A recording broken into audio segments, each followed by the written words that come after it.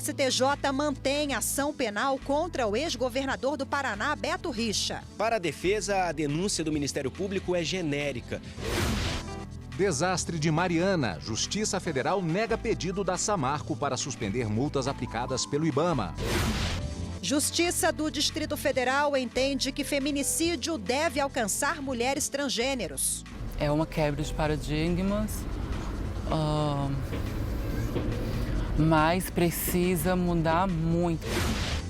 E ainda, vice-presidente do Supremo lança livros sobre processo civil e mandado de segurança. No ano passado para cá, eu procurei atualizar as obras antigas e escrever basicamente 2 livros absolutamente novos.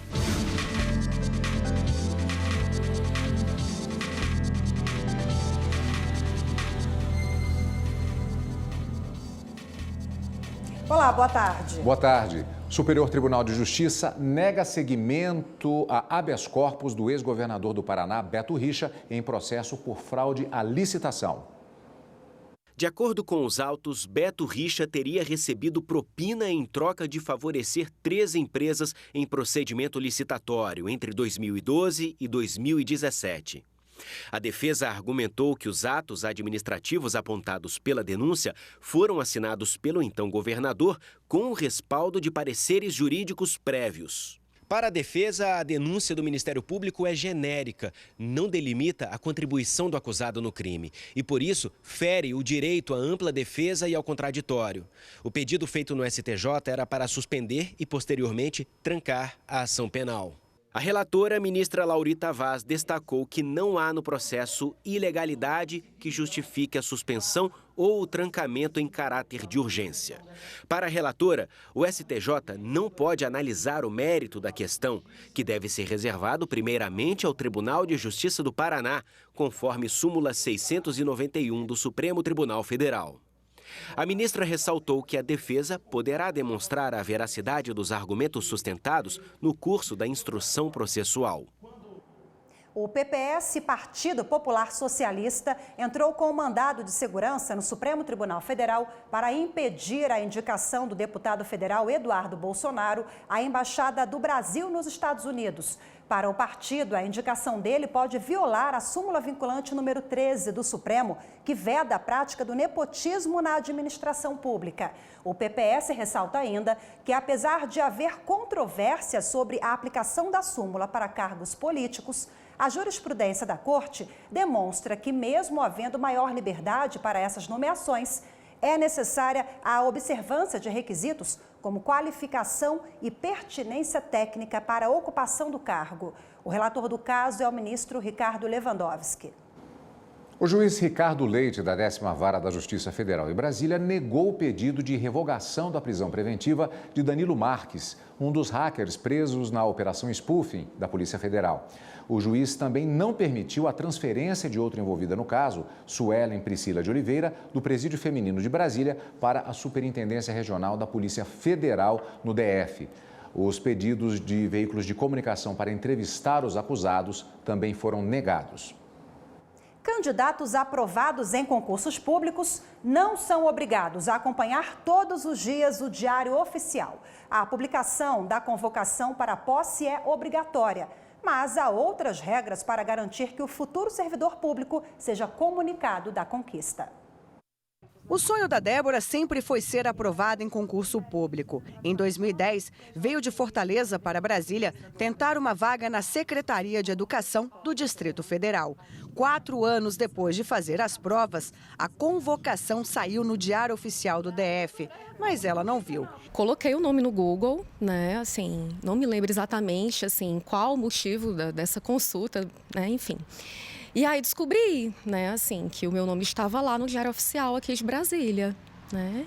Foi uma surpresa muito grande. Sim, fiquei muito, assim, muito feliz, né?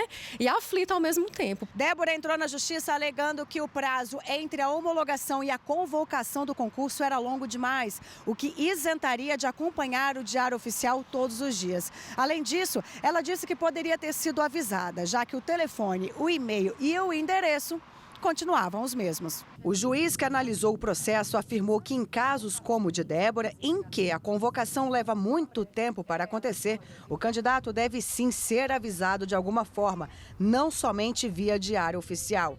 Esta advogada reforça que a comunicação deve ser endereçada pessoalmente ao candidato. Além da nomeação por diário oficial, geralmente encaminha-se um e-mail, um telegrama com aviso de recebimento ou a ligação. Lembrando que é importante que o próprio candidato mantenha os dados dele atualizados, porque é ele que tem essa obrigação de atualizar seus dados. Então, no edital do concurso pode constar a forma dele atualizar esses dados, se vai ser no site da banca examinadora ou por meio de outra via. E com esses dados atualizados, ele tem que receber outra forma de comunicação dessa nomeação. Depois da decisão judicial, a situação da Débora foi resolvida e a psicóloga finalmente se tornou servidora pública. Diante de toda essa conjuntura que a gente está vivendo no país, de crise, enfim, e você tá concursada, né, ter o seu emprego, isso é uma realização, um privilégio. A 12ª Vara da Justiça Federal de Minas Gerais negou o pedido da mineradora Samarco para suspender multas aplicadas pelo IBAMA à empresa por causa dos danos causados pelo rompimento da barragem do Fundão em Mariana. No pedido, a Samarco alegou que a Secretaria de Estado de Meio Ambiente de Minas Gerais, responsável pelo licenciamento da atividade, deveria aplicar as punições.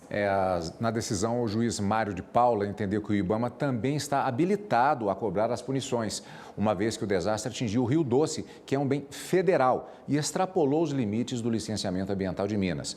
O rompimento da barragem do Fundão aconteceu no dia 5 de novembro de 2015. 19 pessoas morreram. Considerada a maior tragédia ambiental do país, a lama varreu comunidades de Mariana, como o distrito de Bento Rodrigues, atingiu rios e cidades de Minas e todo o leito do Rio Doce até o Oceano Atlântico. E ainda sobre a tragédia de Mariana, o Ministério Público Federal recomendou à Fundação Renova que adote todas as medidas necessárias à proteção da saúde dos atingidos. A Renova é responsável pela mobilização para a reparação dos danos causados pelo rompimento da barragem.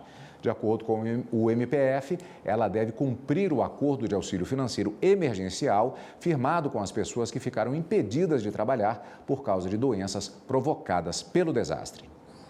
E já em Brumadinho, os moradores temem pelo rompimento de outra barragem na região. A estrutura fica na comunidade de Queias e está abandonada há 10 anos. Nesta segunda-feira, a Justiça deu 72 horas para que a Emicom Mineração e Terraplanagem, responsável pela barragem, retire 5 famílias que ficam no caminho da lama, caso aconteça o rompimento da barragem. E você vai ver no próximo bloco, 2 homens que xingaram e espancaram mulher transexual vão responder pelo crime de tentativa de feminicídio. Os 2 devem ser julgados por tentativa de feminicídio, em razão de menosprezo e discriminação do gênero feminino adotado pela vítima.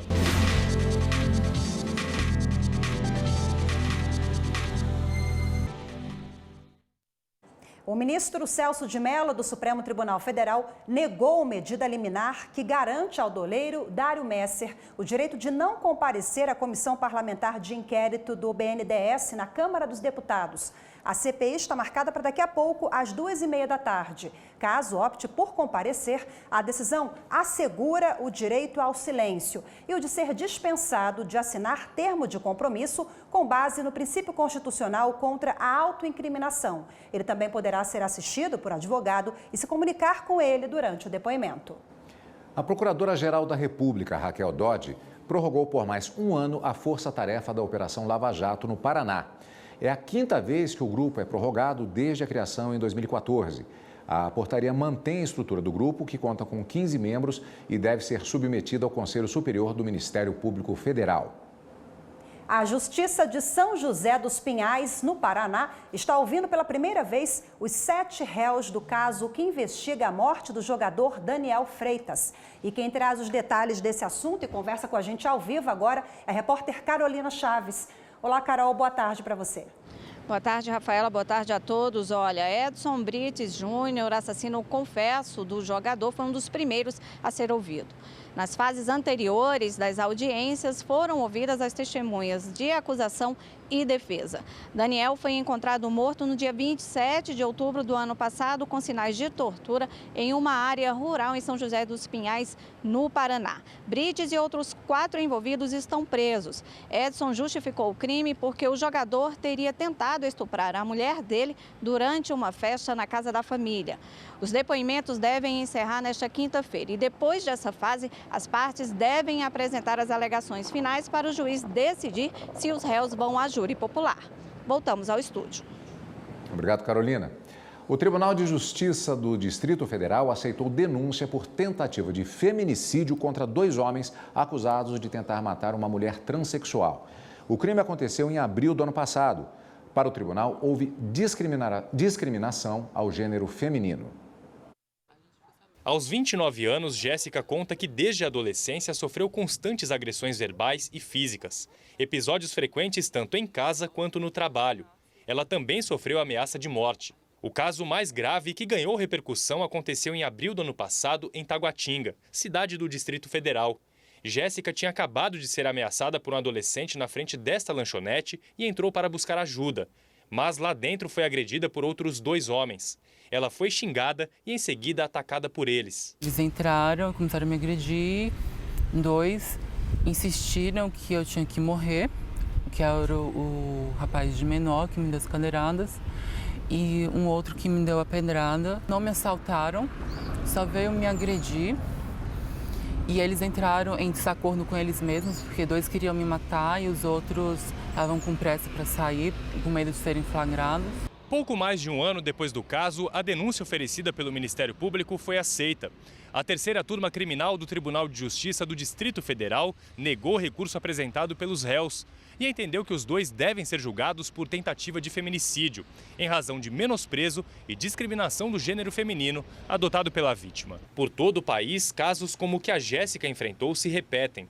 A Natália é do Instituto Incluindo para Incluir, que defende os direitos de transgêneros e conta que uma série de fatores fazem com que a discriminação continue acontecendo. Durante muitos anos, as travestis, as transexuais, os homens trans foram esquecidos pelo Estado e marginalizados pela sociedade. Eu tenho um grupo de transgêneros que não estão mais na escola, na única escola de ensino médio que a comunidade possui. Elas não participam mais porque não se definem como menino nem como menina. A Jéssica espera que as decisões da Justiça sejam uma forma de combater novos casos de violência contra mulheres transexuais. Tem uma impunidade muito grande. Eu acho que nós temos que ser mais respeitadas. A justiça tem que funcionar, tem que ser muito severa, porque nós já somos minoria das minorias.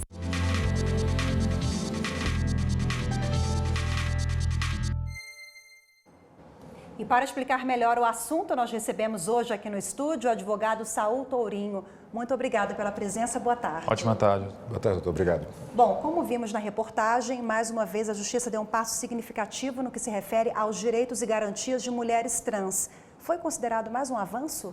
Eu acho que sim, Rafael, acho que sim, Cadu. Nós temos, para simplesmente ilustrar, na parte externa da Corte Constitucional da África do Sul, um letreiro em língua portuguesa. O letreiro diz: a luta continua. Que luta? A luta por direitos fundamentais, a luta por conquistas de direitos, a luta de quem vindica justiça. Essa decisão judicial, ela simplesmente reconhece que mulheres trans são mulheres, que mulheres trans podem ser vítimas de feminicídio.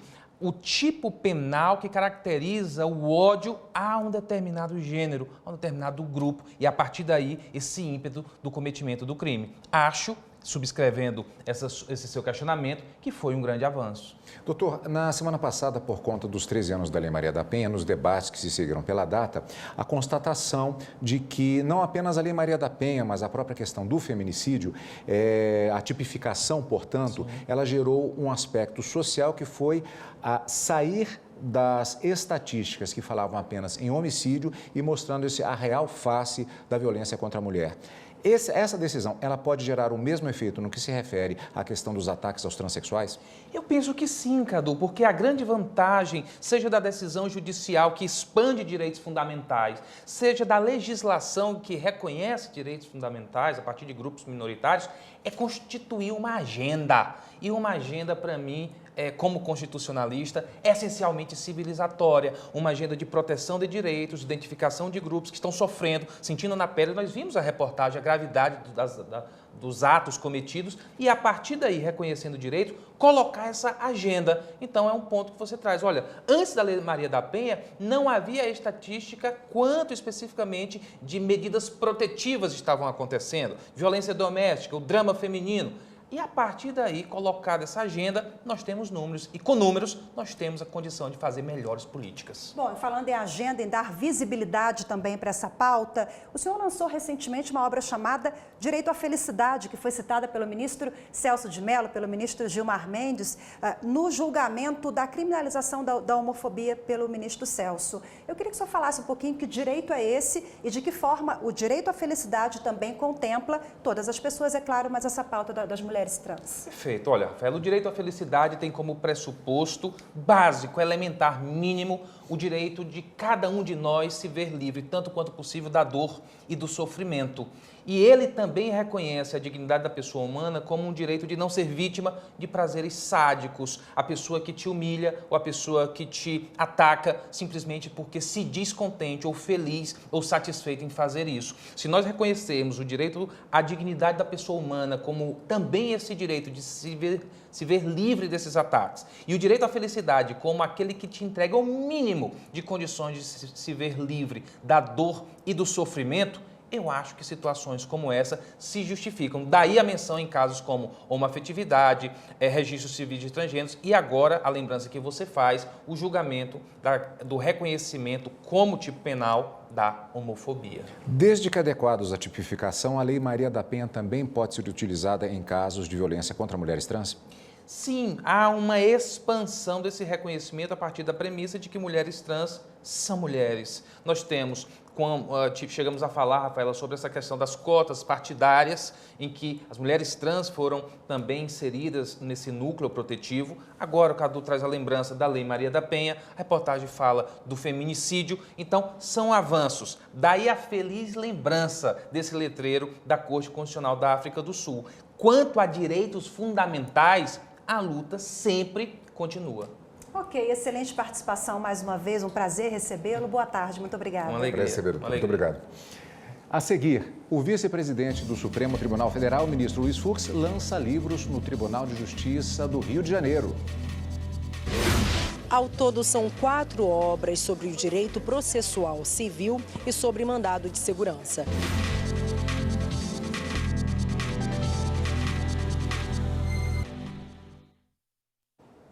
O Superior Tribunal de Justiça sediou seminário sobre liberdade econômica. O objetivo do encontro foi discutir a medida provisória 881, editada em abril deste ano e que promoveu significativas alterações relacionadas a matérias de direito privado, direito econômico e direito administrativo. A medida deve ser votada hoje à tarde na Câmara dos Deputados. A medida provisória 881, que ficou conhecida como MP da Liberdade Econômica, está em tramitação em uma comissão mista no Congresso Nacional e deve ser votada hoje pela Câmara dos Deputados.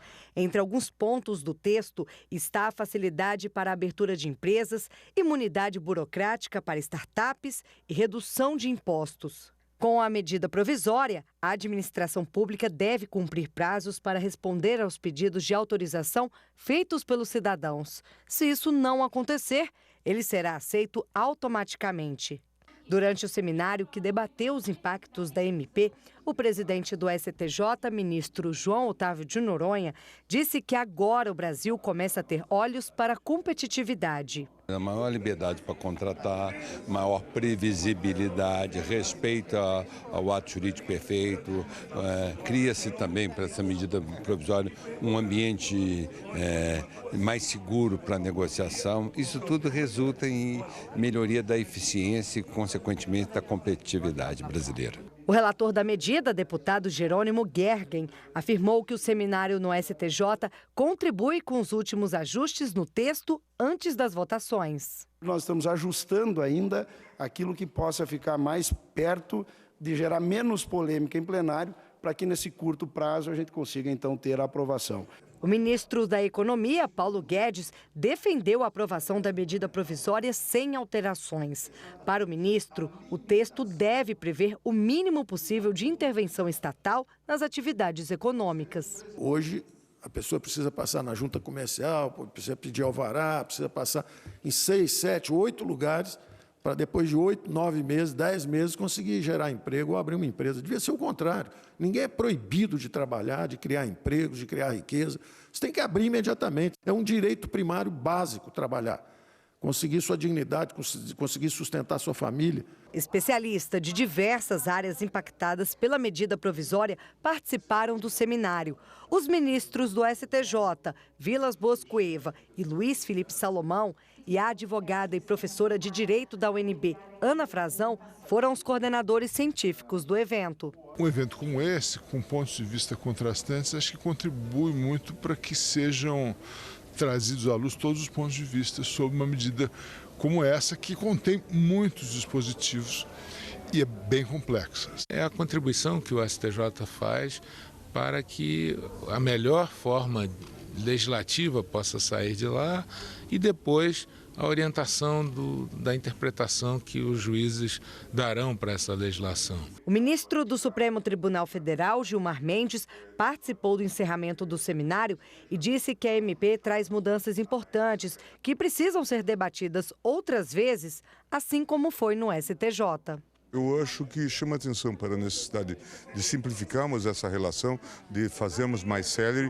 mas eu acho que há uma série de desafios que precisam ser olhados. Talvez seja o início de um processo de reinstitucionalização, mas acho que é extremamente importante.